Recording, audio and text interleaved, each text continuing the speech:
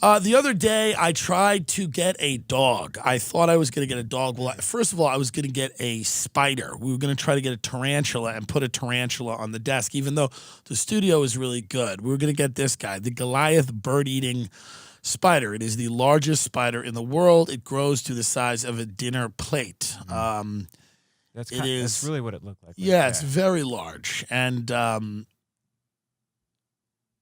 I called Ben and I said, I think we should drive out to Rancho Cucamonga, where we found a spider dealer, a tarantula dealer, in an office building in Rancho Cucamonga. And I did a science fair project on spiders when I was a kid. I find them interesting. I like that everyone else is afraid of them. They creep me out too. They creep you out because they have the extra 2 legs. So they walk, you know how it is. Unlike an insect, which is just gross, a spider is terrifying because really the way it moves, nothing really moves like a spider. So that's what freaks people out. And I was thinking about getting a spider. Like this is the stage of quarantine where we're starting to really come apart. You probably notice it out there. In your own life, you start considering things that, were inconceivable just 10 months ago, especially in LA. Things are open and I see people out other places, but in LA, it's still really, it's shut down, but hopefully that's ending. I don't even tell me to go to Austin. I got to go to Austin. Maybe, I don't know, but we'll see. Joe Rogan, Elon Musk. First of all, I'd go if somebody there had any money.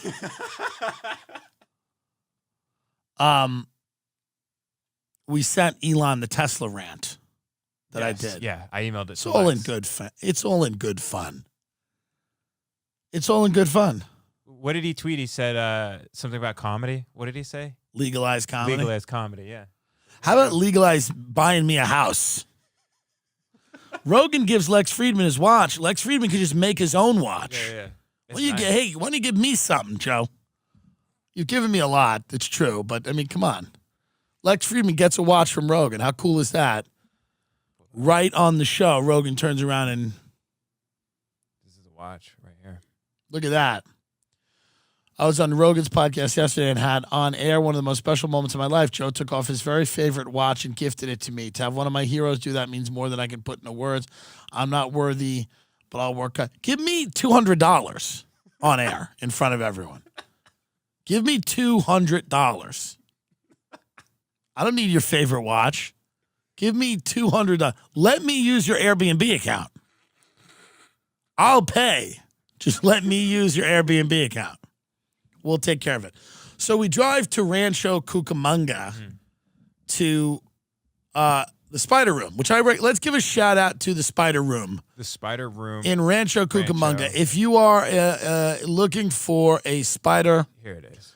This guy is the guy. Wednesday through Friday. We didn't get a spider here, but this guy is the guy. Yeah.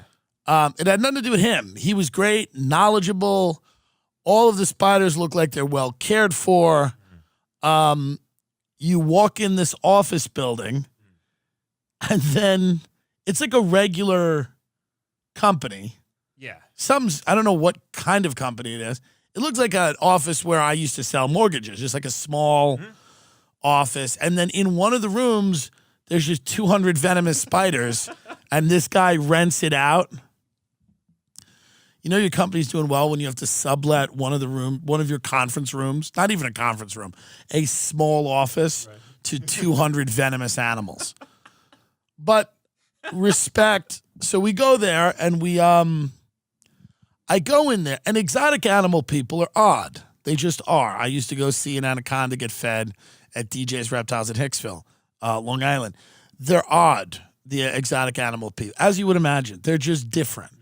Something is different about you if you are drawn to snakes and spiders. Usually things aren't going great. For the most part. If you really get into venomous animals, there's very rarely do you walk into a reptile shop and go, that guy's fucking gorgeous. Like, that doesn't happen. That's just not the people. It's never like a six-pack Malibu surfer, perfectly tan body, shaggy blonde hair, big-titted girlfriend, and they're like, do you want to go to the beach today and then fuck each other senseless? Or do you want to go buy a Madagascar hissing cockroaches and feed it to the spider? I'm just saying. And I'm not, I was going to buy a spider, so I'm not, hey. So we go in there. It just seems like most of the people in the trade they're like the less successful Joe Exotic. You know what I mean? Right. Like they're not, they don't own a zoo, Right. but whatever. But it seems like that's not an unfair thing to say, right? People that are fair. there's something that you get drawn to spiders. Yeah, yeah. But God love them. And I mean, they've got scorpions in there and they've got brown widows. Brown widows are like cousins of black widows. They're insanely venomous. Yeah, yeah. It's hilarious.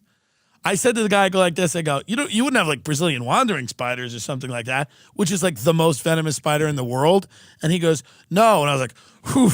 He goes, they all sold out. I'm like, you're selling Brazilian wandering spiders in Rancho Cucamonga?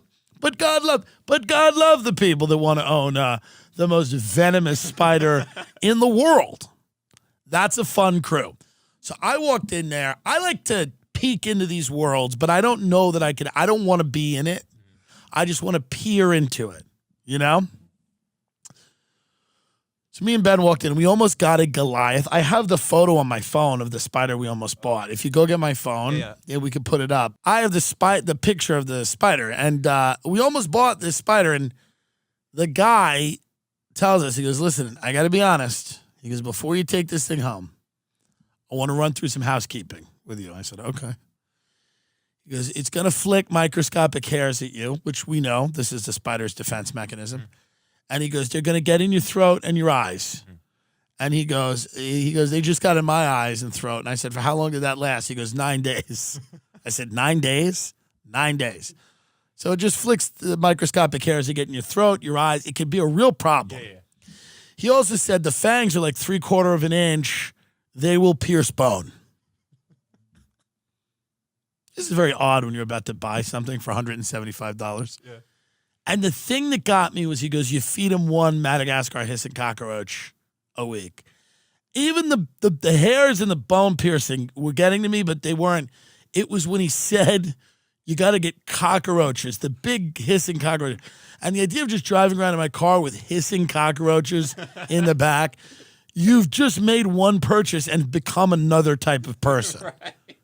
Like you've just spent $175 and literally become a totally different human being than the one you were before, where people start getting worried about you. Like friends of mine would be worried about me. I'd be like, oh yeah, that's the hissing cockroaches for the spider. They'd be like, hey man, are you all right? I thought things were kind of good. I'm like, no, things are great. I'm just into spiders that can kill me now. That's what I like. I like having a tank full of spiders that could kill me. The Goliath cannot kill you. Its venom is, potent to a degree, but it's not like a Brazilian wandering spider or a black widow, brown widow. We're trying to figure out, speaking of spider, we thought we saw a brown recluse the other night in the yard, but then we went on Google and they're like, they don't exist in Southern California.